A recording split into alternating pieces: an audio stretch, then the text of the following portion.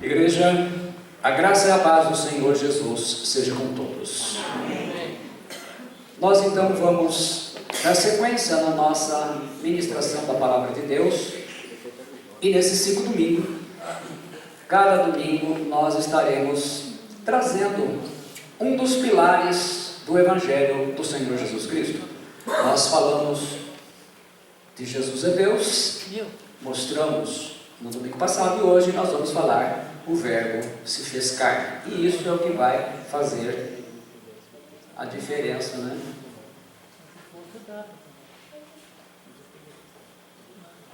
É o cabo. É o cabo de conexão aí, do computador ou da parede. Isso. E hoje nós vamos estar então falando sobre o Verbo se fez carne, né? A encarnação de Jesus Cristo, ou Jesus Cristo se encarnou. Vamos orar a Deus. Pai Celestial, no nome do Senhor Jesus Cristo e no poder do Espírito Santo, pedimos a iluminação, a graça e a sabedoria, para que possamos estar compreendendo com riqueza e clareza os ensinamentos desta noite, a respeito da obra do Senhor e Salvador Jesus Cristo, o teu único Filho amado. Amém. Os 5 pilares do Evangelho de Jesus Cristo. Anuncio-vos uma grande alegria, que o será para todo o povo. Hoje, na cidade de Davi, nasceu-nos um Salvador, que é o Messias Senhor. Então a gente já viu, Jesus Cristo é Deus. Hoje, o segundo tema, Jesus Cristo se encarnou. A encarnação de Jesus Cristo. Como sempre, vamos ver as palavras principais do original, né? O Verbo se fez carne e habitou entre nós. E nessa situação aqui foi que começou a habitação. Segunda parte.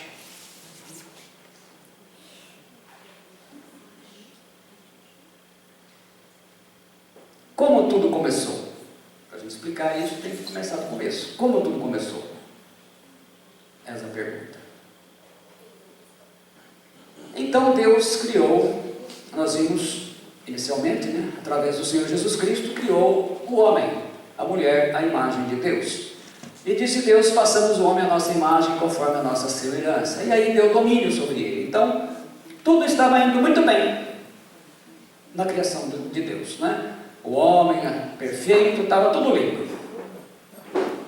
Mas aí Adão pecou e falhou. Porque como pela desobediência de um só homem muitos foram feitos pecadores, assim pela obediência de um, muitos serão feitos justos. Romanos 5,19. Então, através da falha de Adão, ele condenou toda a sua descendência, a raça humana. E ele foi destituído da glória de Deus. O Senhor Deus, pois, o lançou fora do jardim do Éden para lavrar a terra que fora tomada. Gênesis 3:23.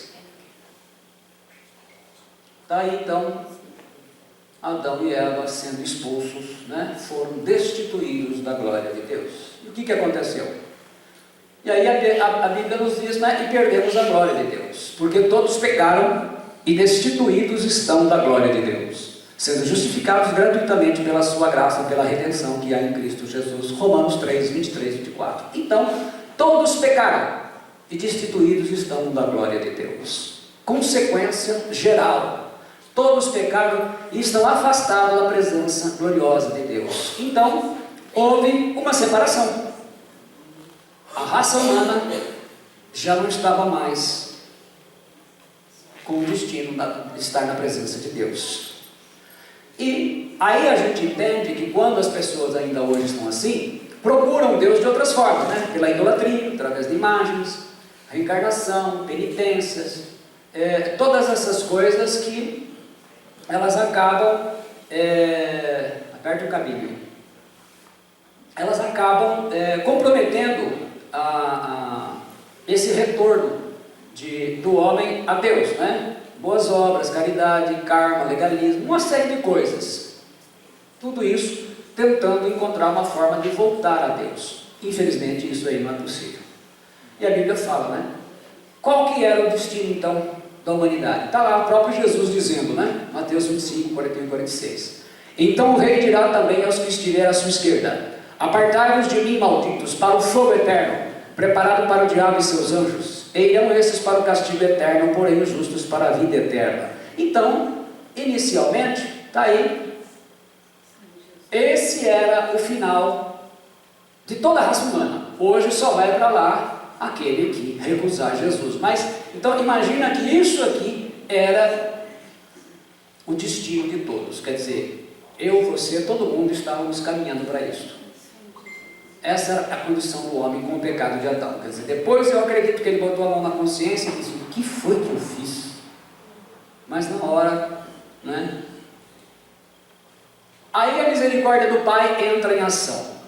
Mas Deus, olha que texto lindo, Efésios 2, 4, 5. Mas Deus, que é riquíssimo em misericórdia, pelo seu muito amor com que nos amou, estando nós ainda mortos em nossas ofensas, nos vivificou juntamente com Cristo. Pela graça sois salvos. Então, a misericórdia de Deus, o Pai, a palavra eleus, misericórdia, ela significa a bondade e a boa vontade ao miserável e aflito, e o desejo de aliviar a pessoa e resolver o seu problema, né? Compaixão, piedade. Por isso que quando qualquer coisa a gente fala misericórdia, quer dizer, a gente apela para a bondade e a boa vontade de Deus, o quê? De aliviar a pessoa, né, o aflito, e resolver o seu problema. Então a misericórdia do Pai entra em ação para reverter o erro de Adão. E não é fácil. E aí então o Pai envia seu Filho para o homem. Porque Deus, aí entra aquele texto maravilhoso que diz, João 3,16: porque Deus amou o mundo de tal maneira que deu o seu Filho unigênito, para que todo aquele que nele crê não pereça, mas tenha vida eterna. Aqui nós não estamos falando diretamente do Pai, mas por alguma razão, e nós nunca vamos conseguir compreender, o Pai ama a raça humana. E esse amor é tão grande, é tão inexplicável, que ele então envia o seu Filho.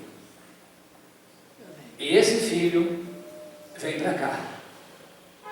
Agora, por que Jesus tinha que vir? A gente deve entender o processo assim.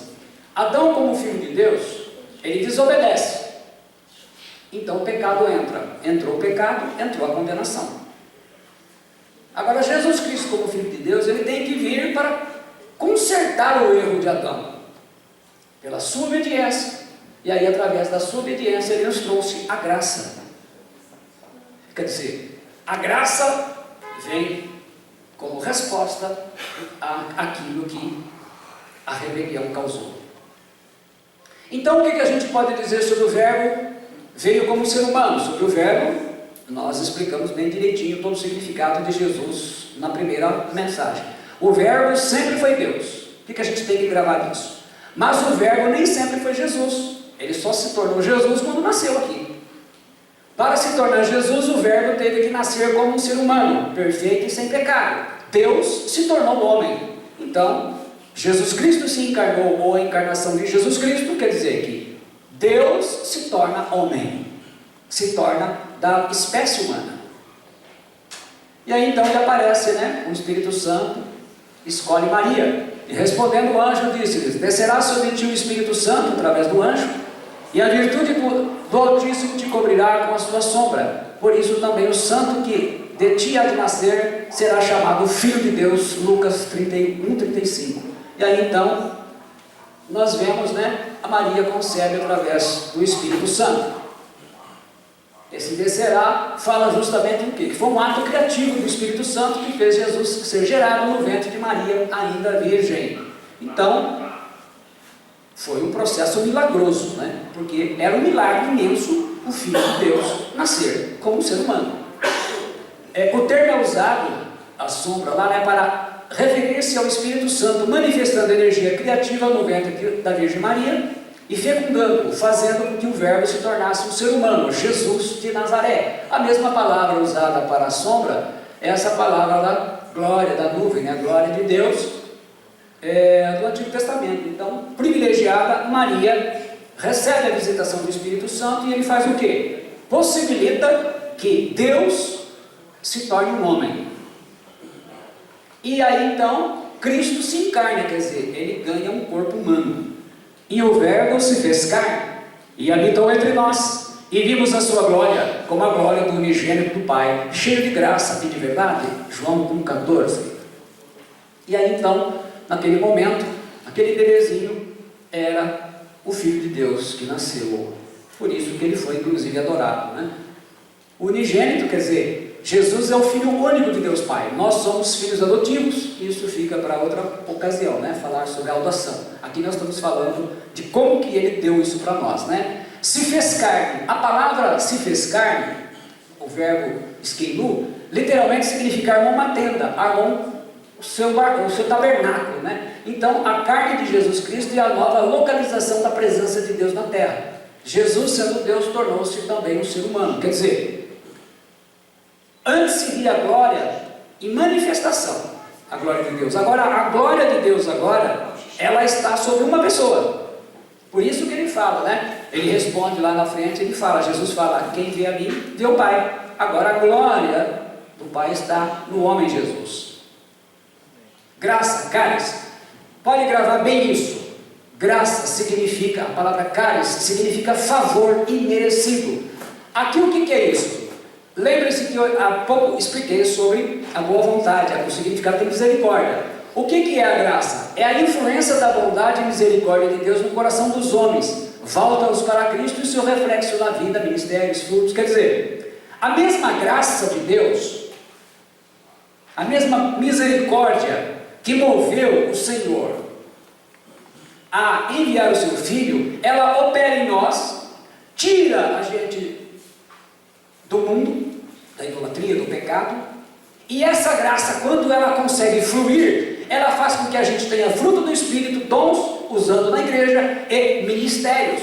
O que são os ministérios? É a misericórdia de Deus, é a graça de Deus. A gente fala, o fulano tem graça. Sim, a graça de Deus usa. Então, quando a graça, quanto maior é o seu poder de controle na nossa vida, mais nós estamos dispostos a servir ao Senhor. Por quê? Nós vamos ver, isso nós vamos ver os próximos, que tudo tem um preço. E nem sempre as pessoas estão dispostas a pagar o preço.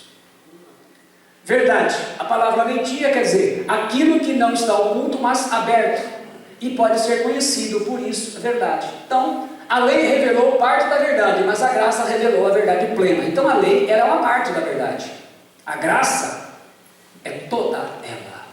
Então por isso que fala que o Evangelho o Evangelho traz, né, que o Espírito da verdade, Jesus diz que ele é a verdade. Então o quê? Aquilo que a gente não conhecia, mas pode ser conhecido. Agora ele traz a revelação. O que aconteceu? A gente não conhecia a palavra de Deus, estávamos no mundo. Quando nós conhecemos, nós ouvimos o chamado, então nós nos convertemos. Então nós fomos abençoados pela graça. Porque a lei foi dada por Moisés. A graça e a verdade vieram por Jesus Cristo. João 1,17. Olha o significado poderoso. A lei foi dada por Moisés, parte da verdade. Mas a graça e a verdade completa, vieram por quem? Pelo Filho de Deus, o legítimo. E aí em Filipenses a gente tem uma verdadeira compreensão do que envolveu o Senhor Jesus, o Verbo se tornar Jesus.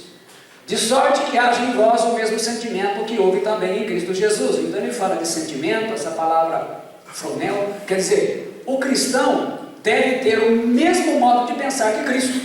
Os primeiros discípulos, hoje a gente usa o nome cristão, os primeiros discípulos entenderam tanto isso que foram chamados de cristãos. Então eles se pareciam tanto com Jesus, mas tanto, que foram apelidados de quê? Pequenos cristos, seguidores de Cristo, iguais a Cristo. Filipenses 2,6. Que sendo em forma de Deus, não teve por usurpação ser igual a Deus. A palavra forma de morfei, né? Aparência externa, quer dizer, aqui está dizendo que a divindade de Cristo, aqui o verbo ainda, na sua exibição de glória e imagem do Pai, ele não considerou isso como perda, usurpação, né? Arpagmos, algo obtido pelo roubo. Ele não considerou que o fato de ser igual ao Pai, ele não se apegou a isso, Porque se ele se apega a isso, ele não viria para cá. Porque ele poderia dizer, por que eu? Mas só podia ser ele. Né? Igual que quantidade, qualidade, fala realmente a sua natureza. Por quê? Ele disse, eu e o Pai somos um. Então, Cristo Jesus, sendo de condição divina, esvaziou-se a si mesmo e assumiu a condição de servo. E isso aqui é o fator que faz com que ele se torne um ser humano. Mas fez, Filipenses 2,7, mas fez a si mesmo de nenhuma reputação, tomando a forma de servo, fazendo-se semelhante aos homens. Então essa palavra reputação, que a atualizada traduz como se esvaziou, e é uma palavra um pouco mais, tradução mais fácil de entender, né? Quer dizer que Jesus nunca deixou de ser Deus, mas teve que renunciar 5 atributos que tinha para seu próprio benefício. Quer dizer, Jesus já deu o exemplo seguinte: se você quer servir o Pai, você vai ter que fazer renúncias. Se você não fizer renúncias, você nunca vai conseguir servir o Pai. E ele, para dar esse exemplo, porque ele tinha uma missão a fazer, o homem estava condenado, toda a raça humana. Ele tinha que reverter o quadro. O que ele renunciou? Primeiro, da glória celestial. Antes que o mundo existisse, ele já existia. Ele tinha uma glória presente com o Pai. Ele estava lá. O primeiro passo foi renunciar a isso. Não é? Ele, quando fala lá, está consumado, ele já conclui toda a obra.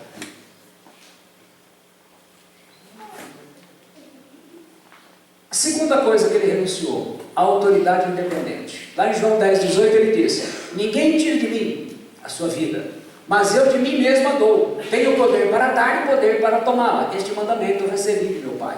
Então, ele teve que se esvaziar da sua autoridade independente e depender do Espírito Santo. Por isso que em todos os textos das Escrituras onde ele atua, os autores fazem questão de dizer que foi pelo poder do Espírito Santo. Então ele deixa a glória, ele se esvazia também da sua autoridade independente. Porque ele tinha que passar por isso. E ele diz aqui,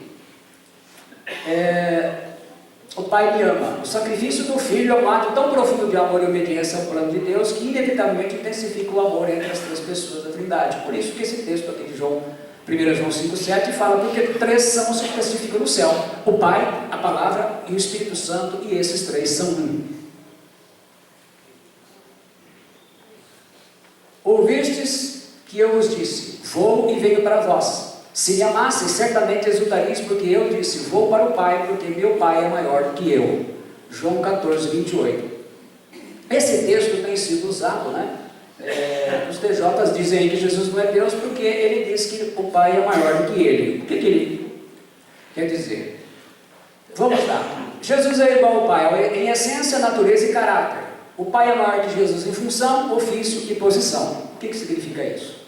Função: autoridade de filho, autoridade de pai. Uma família tem o pai e tem o filho. O pai tem autoridade de pai, o filho tem autoridade de filho. O ofício: o filho é o mediador entre os seres humanos. É o único que é Deus e homem ao mesmo tempo. O pai é o Deus, aquele a quem é o objeto do qual nós fomos desprendidos e agora, através de Cristo, nós estamos de volta. A posição: Jesus é o filho, o pai é o pai. Na essência, Deus Pai e Deus Filho. No princípio era o Verbo e o Verbo estava com Deus e o Verbo era Deus. Texto que nós falamos bastante domingo passado, na primeira parte. Ele estava no princípio com Deus, todas as coisas foram feitas por ele, sem ele nada do que foi feito se fez. João 1, 1 ao 13. Então aqui, na essência, o próprio João diz, né? E o Verbo era Deus. Então o Filho, o Pai. Na natureza, recebem adoração. Tanto o Pai como o Filho recebem adoração. Está lá no Apocalipse 5,13. Eu ouvi toda a criatura que está no céu e na terra e debaixo da terra, e que está no mar, e a todas as coisas que neles há a dizer, ao que está sentado no trono, sobre o trono, Pai, e ao Cordeiro, o Filho, sejam dadas ações de graça e honra e glória e poder para todo sempre. Então a gente vê que na natureza também são iguais. Eu e o Pai somos uma, a famosa frase dele. Ele renunciou também dos seus privilégios para depender do Espírito Santo. E aqui nós vamos em Atos 10, 38, Lucas escreve: como Deus ungiu a Jesus de Nazaré, com o Espírito Santo e com virtude, o qual andou fazendo bem e curando a todos os oprimidos do diabo, porque Deus era com ele. Então, a gente está vendo que ele está tendo que abrir mão, cada vez mais abrindo mão de tudo. Ele teve que depender do Espírito Santo, né? Aquele momento do batismo, onde o Espírito Santo aparece em forma de pomba. Ali começa. Quarto, ele também teve que se esvaziar das suas riquezas eternas. Está lá em 2 Coríntios 8, 9. Porque já sabeis a graça de nosso Senhor Jesus Cristo, que sendo rico, por amor de nós se fez pobre. Acabamos de cantar isso. Para que pela sua pobreza enriquecesseis, fôssemos ricos. Então, ele, das suas riquezas eternas, tudo ele teve que abrir mão. Ele teve que vir. Como é que ele veio aqui? Pobre. Você já pensou que situação? Ele veio pobre. Sendo rico. Uma referência à eternidade de Cristo antes da fundação do mundo. Jesus, como Filho de Deus, é tão rico quanto seu Pai, pois ele é dono de todas as coisas e possui toda a autoridade, poder, honra, majestade e glória. E ele se fez pobre ao morrer na cruz como criminoso. E isso nós vamos ver bem na parte da cruz. Para que a gente fosse rico. Quer dizer, os cristãos tornam-se espiritualmente ricos por meio do sacrifício e empobrecimento de Cristo. Nós cristãos nos tornamos ricos em salvação, perdão, alegria, paz, glória. Isto é, somos parte do quê? Da família de muitos filhos semelhantes a Jesus para a glória de Deus Pai. Somos coerdeiros com Cristo. Olha só a grandeza e a riqueza. De condenados ao inferno, agora nós somos coerdeiros com Cristo. Então ele teve que vir aqui para fazer isso. Ele teve que corrigir aquilo que era a função de Adão, né? Às vezes alguém recebe uma missão, ele não cumpre, Deus tem que mandar outro lugar para fazer bem feito. Falando, aquele não soube fazer bem feito, agora você vai e faça. E ele, pior de tudo, foi que ele teve que abrir mão, se esvaziar do seu relacionamento com o Pai. Pai, aqueles que me deste, quero que onde eu estiver, também eles estejam comigo, para que vejam a minha glória que me deste, porque tu me amaste antes da fundação do mundo. João 17, 24. Então ele abre mão. Quando ele abre mão disso, ele sabia que ele ia passar por isso aqui, ó. Esse relacionamento interpessoal do Pai, né, que sempre existiu. E a hora nona, Jesus exclamou com grande voz, dizendo: Eloi, Eloi, lama sabachthani, que traduzido é: Deus meu, por que me desamparaste? Marcos 15, 34. Ele passa por isso. Todo mundo pergunta: por que o Pai o abandonou? Ele teve que abrir mão do relacionamento com o Pai. E naquele momento ele é feito pecado. Ele recebe todo o pecado da humanidade. Eloi, Eloi, lama sabachthani. Jesus profere o quê? As palavras lá do Salmo 22, 7 e 8. E ao fazê-lo, clama a Deus na imensa dor do abandono do Pai. Uma dor que Jesus sofre como substituto da humanidade pecadora. Jesus se privou do favor e da comunhão do Pai que possuía desde a eternidade passada, pois estava carregando os pecados do homem e assim suportando a ira de Deus. Romanos 3, 25. Isto é, a ira de Deus que estava sobre o ser humano, o julgamento dele, mandando todo mundo para o inferno, agora vai sobre o Filho. E quando ele assume isso, então é que ele fala essa frase. Ele teve que suportar, então ele abriu mão do relacionamento com o Pai, para poder ser o objeto da ira de Deus, o Pai, no nosso lugar. Quer dizer, aquilo que nos mandou para o inferno, o pecado, a rebelião, agora está sobre o Filho de Deus. Você entende isso? Então ele diz, ali ele sente, o que mais foi que doeu nele? Não foi a dor do que estavam fazendo, ele sentiu a dor da humanidade ser destituída da glória de Deus. Então ele, para reparar isso, recolocar-nos novamente, ele suporta isso. É onde ele diz: Eloi, Eloi, lama sabachthani. Meu Deus, por que me desamparaste? Porque ele abriu mão disso, por você, por mim. Vocês entendem por que a ceia e o serviço a Deus, para quem ama Jesus, vocês entendem isso? É pouco o que a gente faz por isso aí. A gente não viu o sofrimento dele, mas só o que ele abriu mão.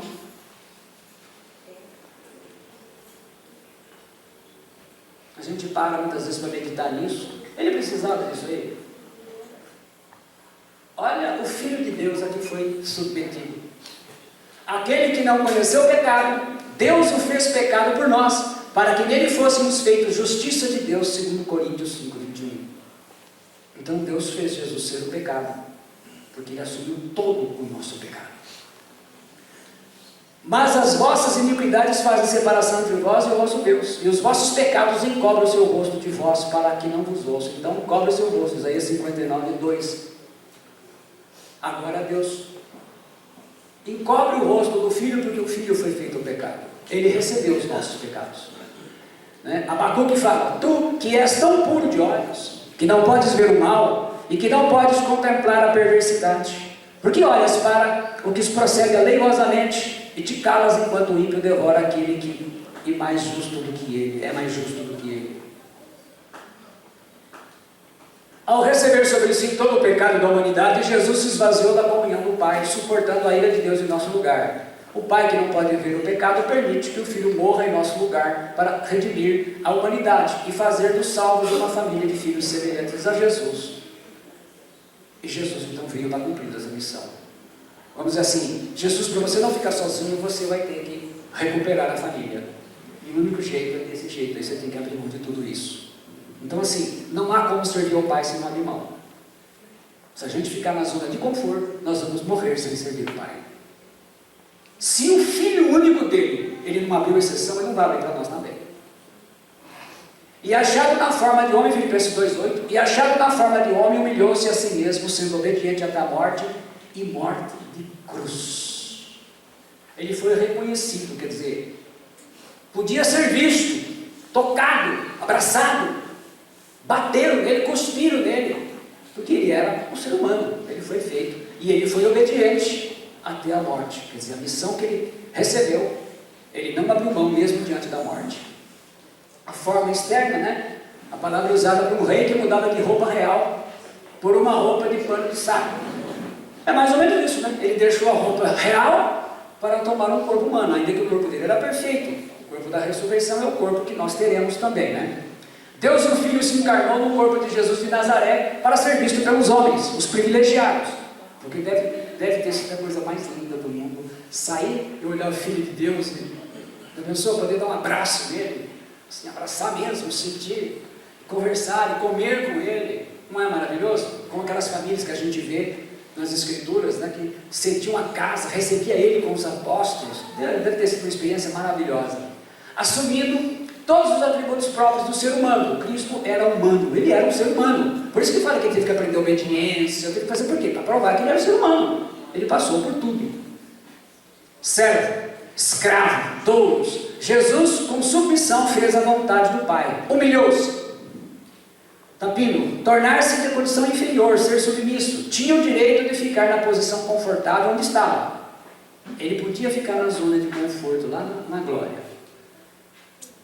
Mas seu amor o levou a aceitar ser perseguido e morto para salvar o homem do pecado. Jesus teve que escolher ficar na zona de conforto ou se submeter para nos salvar. Os que até hoje entenderam isso, se tornaram, fizeram a diferença no reino de Deus. Obediente, peigos, que obedece, a submissão à vontade do Pai é a mais significativa para aquele que é igual ao Pai do que para os que não são. Realmente. Morte, tânatos, separação da alma e do corpo. Veja bem, em nenhum momento a palavra morte, as pessoas falam assim, morreu, acabou. Não, querido. A palavra morte, ela significa separação da alma e do corpo, pela qual a vida na terra termina. A alma sai do corpo, mas não é o fim da alma. Quer dizer, tem dois lugares para a alma ir, ela vai para um dos dois. Todo mundo fala, morreu, acabou. Não, a palavra morte não significa fim, ela significa separação, é um divórcio. É o divórcio entre a alma e o corpo. Ela divorcia e vai para onde? Então, ela vai para onde ela fez a escolha. É simples assim. Vocês viram não, ela vai para aquele lugar aonde já estava indo mesmo, ou ela vai para a glória. Cruz, stolos. O ponto principal aqui é ter sofrido a morte mais cruel, mais vergonhosa e dolorosa de todas as mortes. Foi uma declaração pública de Roma de que o crucificado estava sendo mais que desprezado. A dor física excruciante, que atormenta, né, foi ampliada pela degradação e humilhação, provou que era humano. Quer dizer, aquilo que a gente vê batendo em Jesus é pouco pelo que fizeram. Então, tudo isso daí, que a gente tem ideia, é uma ideia bem fraca do que ele padeceu. Por isso também, Filipenses 2,9, Deus o exaltou soberanamente e lhe deu o nome que é sobre todo nome. Por isso, né, essa palavra deu, por isso, por este motivo, o ato do Pai foi uma resposta direta à obediência do Filho. A base para a exaltação de Jesus foi a sua obediência na humilhação, compartilhando a verdadeira natureza de Deus, o amor. Então veja bem, como que a gente prova o amor por Deus, o amor por Jesus? É pela obediência, ainda que ela sangre. Porque muita gente fala que tem temor a Deus, que é obediente a Deus, mas não faz a vontade dele, faz a sua, a dele mesmo, né? Para Deus o que vale é isso. Realmente obedecer até o final. Jesus não mudou o propósito. Ele foi até o final. Aí Deus então exalta o nome dele. Exaltou soberanamente, a palavra hiperupso, elevar a majestade suprema, exaltar a mais alta posição de poder. A exaltação não diz respeito ao lugar junto ao Pai e ao Espírito Santo, pois isso nunca mudou. Sempre teve o lugar dele. A exaltação de Cristo teve 5 glórias. A ascensão completou a ressurreição. Jesus voltou ao Pai para a completa remissão da humanidade. Sua ressurreição não era para Israel, mas para o reino de Deus pelo Espírito Santo, crido por judeus e gentios. Jesus subiu de modo visível, indicando como vai voltar. Então, começa esse processo. Teve que confiar tudo isso. O Jesus homem ressurrecto. A ressurreição começou a glorificação de Jesus. A ascensão completou a glorificação. Então, todo o processo ele teve que voltar ao Pai e ser novamente voltado à glória. Aí ele terminou o processo da sua missão. Jesus experimentou 2 fases opostas como homem para nos levar ao Pai. Humilhação, deixou sua glória, se encarnou, tornou-se um servo, morreu como um criminoso, desceu ao Hades.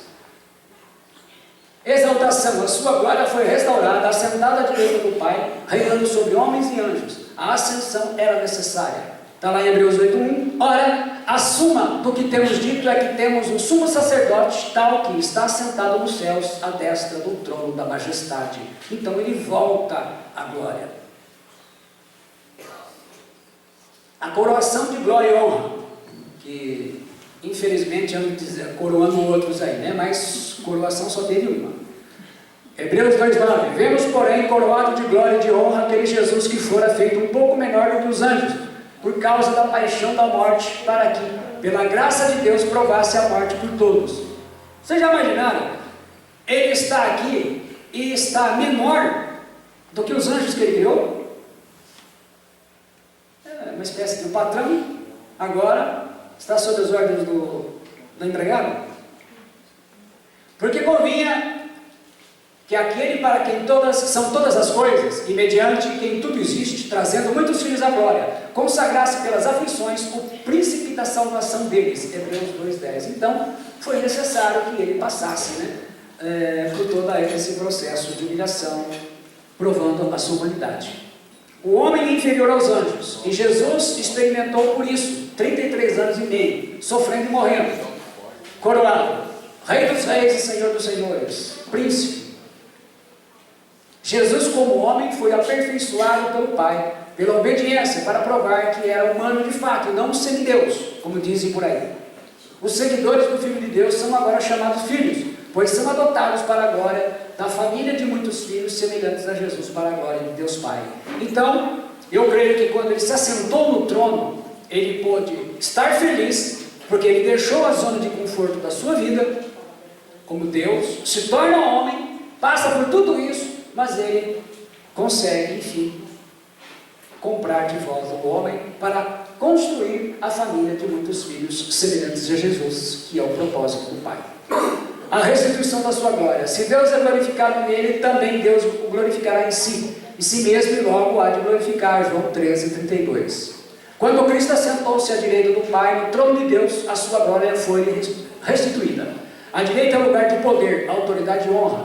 Também a posição de subordinação, implicando que o Filho está sob a autoridade do Pai, e desse trono governa como Senhor e soberano, e sua missão redentora terminou. Então agora a única coisa que aguarda é voltar para buscar o povo dele, né? Tornou-se o Deus homem, e sem dúvida alguma grande é o mistério da piedade. Deus se manifestou em carne, foi justificado no Espírito, visto dos anjos, pregado aos gentios, crido no mundo, recebido acima da glória. 1 Timóteo 3,16. Então, diferentemente, ele mudou a vida dele para sempre. Ele sempre será visto como Deus homem. Não tem como voltar atrás. E ele teve que fazer isso para poder ter uma família. Mistério, né? É o segredo escondido, o termo usado por Paulo para mostrar a verdade que permaneceu oculta na época do Antigo Testamento e que foi revelada no Novo Testamento. Portanto, está aí, né? Deus se manifestou em carne, tornar visível, né? Como a gente já viu aí, ele se encarnou. Visto dos anjos, Jesus foi apresentado vitorioso diante dos anjos celestes, tanto aos anjos caídos como aos anjos de Deus, gentios, todas as nações que não eram judeus, né? E foi crido, né? Todas as línguas e raças estão crendo em Jesus, o Filho de Deus. Passo a passo, todos estão recebidos acima da glória. A ascensão aos céus e a exaltação de Cristo mostraram que o Pai estava satisfeito com seu Filho e que havia aceito totalmente a sua obra. Missão dada, missão cumprida. A redenção humana havia sido completada com sucesso. O Pai terá novamente uma família de muitos filhos semelhantes a Jesus. Então a gente vê o propósito disso, de Jesus mostrar o quanto Deus, o Pai, abençoa aqueles que são obedientes. Nada substitui a obediência. Se houvesse obediência no povo de Deus, especialmente do lado de cá, do lado do Ocidente, a igreja hoje estaria provando muito mais o poder de Deus. Por isso também Deus o exaltou soberanamente e lhe deu um nome que é sobre todo nome. Nome, ou não há? Nome, o nome de Cristo, que descreve a sua natureza essencial e o coloca acima de comparações. É o Senhor. Paulo aplica a Jesus o que Isaías 45, 23 aplicou ao Pai. Vamos ver isso aqui. Isaías diz: por mim mesmo tenho jurado, já saiu da minha boca a palavra de justiça, e não tornará atrás, que diante de mim se dobrará todo o joelho, e por mim jurará toda a língua. De mim seguirá deveras no Senhor a justiça e força. Isaías 45, 23, 24a. Para que o nome de Jesus se dobre todo o joelho, que estão nos céus e na terra e debaixo da terra. Filipenses 2:10. Aquela famosa tradução que eu tenho falado aí, a Septuaginta, né, a tradução do Antigo Testamento para o grego, ela traduziu os nomes hebraicos divinos, o Adonai e o Yahvé, pelo nome grego Kyrios, que é Senhor. Esse professor e pastor Alberto é mera coincidência, não sou eu. Então, o tetragrama, esse aqui é o tetragrama hebraico, que é traduzido aí como Yahvé, Javé, Jeová. O apóstolo Paulo, usando a Septuaginta, porque nessa tradução eles traduziram como Kyrios, eles colocam Kyrios. Esse Jesus, né, e Jesus em grego, Jeová é salvação. Jesus foi o nome que ele recebeu no seu nascimento.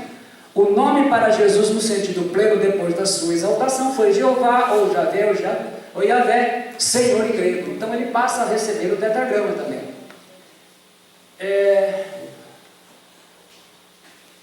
Então aqui eles usam esse tetragrama, lembrando que o hebraico é daqui, é da direita para a esquerda, tá? Então isso aqui é lá, esse aqui e esse aqui lá. Então ele traduziu como Kyrios, né, Senhor. Se dobre todo o joelho. A profecia de Isaías se cumpre em Jesus Cristo, nos céus, os seres angelicais e as almas dos redimidos, na terra, os cristãos obedientes na terra e os ímpios também.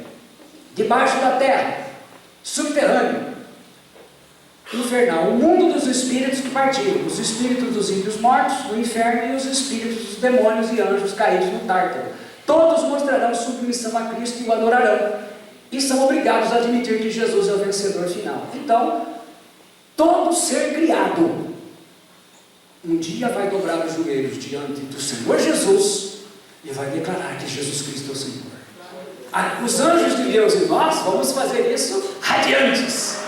Agora, os ímpios, os ímpios em geral, os demônios, Satanás, esses com muita raiva, mas não vai ter jeito. E toda língua confessa que Jesus Cristo é o Senhor, para a glória de Deus Pai.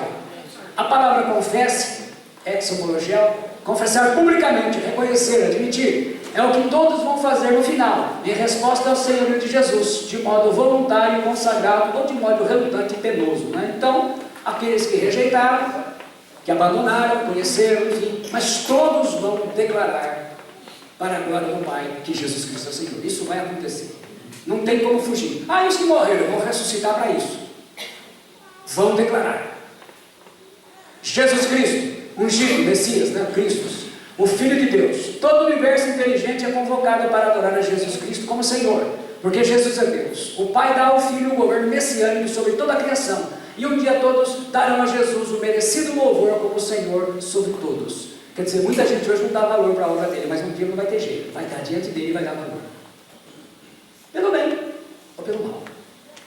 Aqueles que são de Deus fazem isso com prazer, fazem isso com alegria.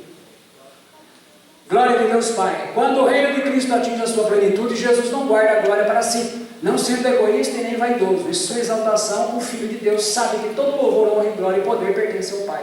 Mesmo em sua exaltação, Jesus permanece um modelo de serviço e amor ao Pai. Correto? Como disse Billy Graham, o maior acontecimento da história não foi o homem subir e pisar na lua, foi Deus descer e pisar na terra. É uma frase dessa, merece ser colocada na pregação. Foi isso que ele disse quando os Estados Unidos chegaram na Lua, e todo mundo estava dizendo, o presidente, né, da República, todo mundo dizendo que era o maior acontecimento da história. Aí o Billy Graham saiu com essa daí, né? Ele disse, o maior acontecimento não foi o homem pisar na Lua, foi Deus descer e pisar na terra. Para todos os que servem a Deus, sabem disso.